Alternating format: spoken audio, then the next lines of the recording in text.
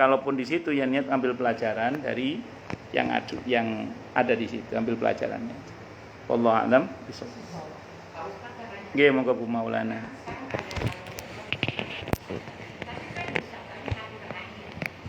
Terus Bu, nggih. Nggih.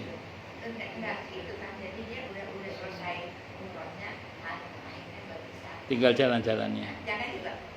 Enggak. Tinggal jalan-jalannya. Iya. Ya. Enggak. Saya bukan melarang jalan-jalannya, bukan. Enggak, maksud saya gini, kan ada tipe travel itu yang mengedepankan jalan-jalannya. Ada yang mengedepankan ibadahnya. Saya itu pernah ikut travel yang mengedepankan ibadah. Sehingga diupayakan sholat 5 waktu itu di Masjidil Haram, di Masjid Nabawi.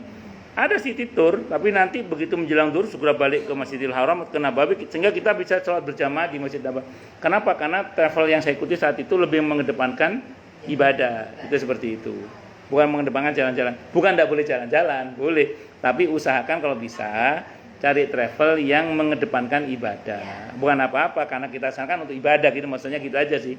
Ada juga beberapa travel itu yang mengedepankan kajian ilmu, ada. Pokoknya kajian aja ada begitu itu. Saya pernah ikut juga yang model begitu itu, pernah ikut juga. Saya kan 4 kali gratis ya di Soke Mas Turo, sokongan yang wong akeh, ongkosnya masih turah itu kan. Jadi saya ikut 4 kali itu travel yang berbeda-beda. Yang pertama itu dulu Dewan Dakwah, itu yang mengedepankan ibadah itu. Yang kedua itu enggak ada ustadznya. Jadi ustadznya, padahal saya ustadz, tapi enggak ada ustadznya itu. Cuma mutawif aja. Itu ya sakar-karepe itu semuanya. Sakar-karepe. Yang ketiga itu sama Ustadz Hidayat. Mengedepankan kajian ilmu kajian. Yang Dewan Dakwah itu juga sama kajian, banyak kajian. Terus yang terakhir itu sama Ustadz Afif, teman saya sendiri.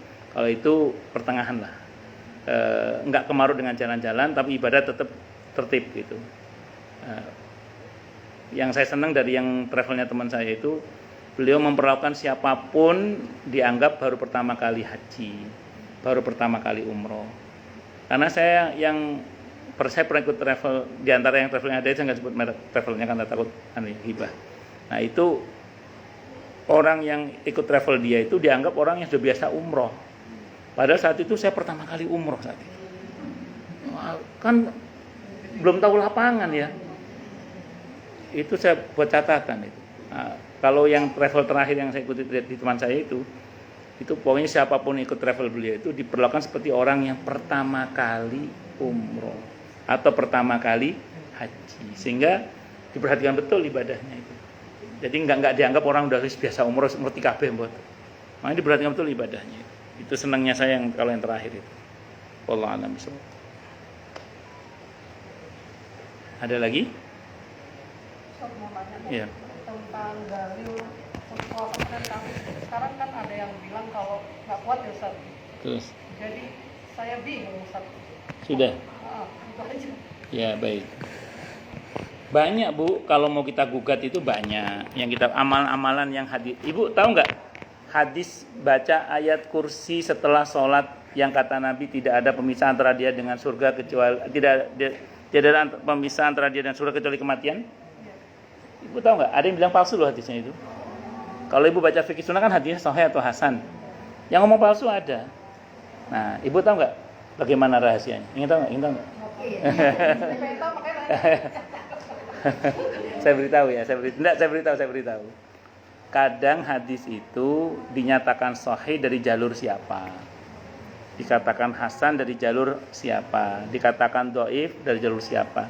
Bahkan dikatakan palsu dari jalur siapa? Tergantung siapa yang membawakan hadis itu. Contoh. Ada sebuah hadis misalnya ya, menerangkan tentang seorang sahabat Nabi namanya Utsman ibn Hunayf radhiyallahu an yang minta didoakan Nabi agar bisa melek itu loh. Itu kalau versi At-Tabarani hadisnya sahih. Versi At-Tirmidzi hadisnya dhaif. Ya, bisa dipahami ya. Jadi tergantung kita mau pakai jalur yang mana. Kalau saya pakai jalur At-Tabarani. Adapun ada yang pakai At-Tirmidzi memang dhaif, ya saya enggak pakai yang itu, saya pakai yang sahih. Bisa dimengerti ya? Jadi tergantung kita bacanya yang mana gitu. Makanya sebanyak baca. Ya, itu satu. Yang kedua, Ibu tahu nggak keutamaan surah Al-Mulk itu? Ya, bebas fitnah kubur itu kan? Itu banyak yang mendhaifkan itu. Catat baik-baik. Imam At-Tirmidzi menghasankan hadis itu. Iya. Apa Bu? Oh bukan. Yang Al-Mulk. Al-Mulk itu lain lagi nanti. Itu Ali Imran itu ya. Ali Imran 10. Hah? Al-Kahfi kali, Al-Kahfi 1 sampai 10. Al-Kahfi 1 sampai 10 kali. Sini. Iya. Iya, halo Kio. Nah, jadi tergantung dari puasa Senin Kamis itu mungkin saja ada jalur yang dhaif. Nah, satu dulu. Yang kedua, kadang hadis itu dhaif. Tapi karena jalur periwayatannya banyak, dia menjadi hasan li ghairihi. Ibu tahu nggak keutamaan baca surah Al-Kahfi di malam Jumat itu? Hadisnya kan dhaif, lemah itu. Tapi iya, yang baca surah Al-Kahfi itu hari Jumat itu, hadisnya dhaif itu. Tapi jalur periwayatannya banyak sehingga menjadi hasan li ghairihi. Gitu loh. Bisa dimengerti ya? Nah, ya, jadi kadang hadis itu dhaif jalur yang mana, sahih jalur yang mana, hasan jalur yang mana. Kadang ini dhaif menurut siapa, tapi sahih menurut siapa, gitu. Jadi macam-macam. Kadang dhaif tapi jalur periwayatannya banyak menjadi hasan li ghairi. Sekarang Senin Kamis itu iya mau minum. Jadi singkat cerita itu prinsipnya adalah kembali pada siapa perawinya. Iya, siapa perawinya gitu. Wallahu a'lam bishawab. Kenapa? Nanti berakhir, videonya berakhir. U'iduka bi kalimatillahi tamah min kulli syaitanin wa hamah wa min kulli ainin lamah. Sami ya hafidh Allah ya fatkah ya fatah. Fatah Allah laka putal arifin Allahumma ati nafsa wa taqwaha wa zakki anta khairu man zakka anta wali wa maulah. Barakallahu fiik. Nggih, monggo. Apa Bu? Oh, salat tasbih. Bagus. Nah, ini sama ini. Salat tasbih itu yang saya tahu ada 3 pendapat. Iya. Pendapat yang pertama, hadisnya hasan. Sehingga bisa diamalkan. Yaitu hadis dari sahabat Abbas tentang Nabi mengajarkan pada beliau salat tasbih. Hadisnya hasan yang saya tahu. Kemudian yang kedua, ada yang mendhaifkan tapi kritik materi hadis. Yusuf Qaradawi, beliau mengatakan begini, hadis tentang salat tasbih itu lemah, kata Yusuf Qaradawi. Kenapa lemah? Karena tidak sesuai dengan sifat salat Nabi. Nah, itu namanya kritik materi hadis. Terus ada lagi yang mengatakan hadisnya sahih atau hasan tadi, cuman nggak bisa diamalkan. Karena itu khusus hanya untuk sahabat Abbas saja. Itu pendapat yang ketiga. Nah, Ibu kalau nanya ke saya termasuk yang mengamalkan. Saya termasuk yang menganggap hadis itu hasan atau sahih, bahkan bisa jadi aukamakal, terus kemudian dan bisa diamalkan. Nah, saya termasuk yang mengamalkan salat tasbih. Tapi ada 3 pendapat. Gitu itu kita nggak usah kaget Bu dia. Biasa begitu itu.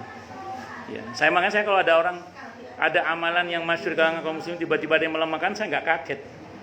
Kenapa? Karena memang hampir semua hadis itu menjadi bahan pembicaraan. Tapi tidak semuanya kemudian lemah itu. Karena tadi dia bicara lemah jalur siapa dulu. Gitu. Tadi saya katakan yang versi At-Tirmidzi lemah memang, tapi jalur At-Tabarani hadisnya hasan atau bahkan sahih bisa jadi. Itu seperti itu. Wallahu a'lam bishawab. Adik ipar saya tuh akhirnya nggak melakukan lagi, padahal dulu dia rajin Senin Kamis. Ya untuk puasa sunat terserah. Tapi sayang Ustaz. Apa? Sayang banget gitu biasanya. Ya memang sayang, tapi kan tidak ada dosa kan? Ya sayang tapi nggak ada dosa. Sunnah. Tapi kan sunnah itu bukan berarti Iya, maksudnya iya, tapi kan enggak dosa kan? Iya. Ya, memang sayang, tapi enggak dosa. Iya, depend on you. Iya, yang penting Ramadan. Jadi Al-Mulk 10 ayat 21. Yang 10 itu Al-Kahfi. Atau akhir surah Ali Imran itu. Ali Imran itu kan dari 190 itu kan sampai 200 itu. 190 tentang ulil albab. Inna fi khalqis samawati wal ardi. Ada lagi? Cukup dulu ya. Kita tutup dengan hamdalah. Alhamdulillahirabbil alamin. Semoga kajian kita bisa bermanfaat, mubarakah fid dini wa dunya wal akhirah untuk kita, keluarga kita dan seluruh umat Islam semuanya, dan mudah-mudahan kita semua dijadikan oleh Allah sebagai orang-orang yang sukses dunia akhirat, selamat dunia akhirat, bahagia dunia akhirat, dan dipermudah setiap urusan kita oleh Allah fid dini wa dunya wal akhirah. Semoga Allah limpahkan hidayah selalu untuk kita, semoga Allah tingkatkan selalu hidayah untuk kita, dan semoga Allah berikan hidayah untuk siapapun yang melihat kita. Subhanakallahumma bihamdika asyhadu an la ilaha illa anta astaghfiruka wa atubu ilaik. Sallallahu ala Muhammad wa ala alihi washabihi wasallam. Saya mohon maaf. Assalamualaikum warahmatullahi wabarakatuh. Waalaikumsalam.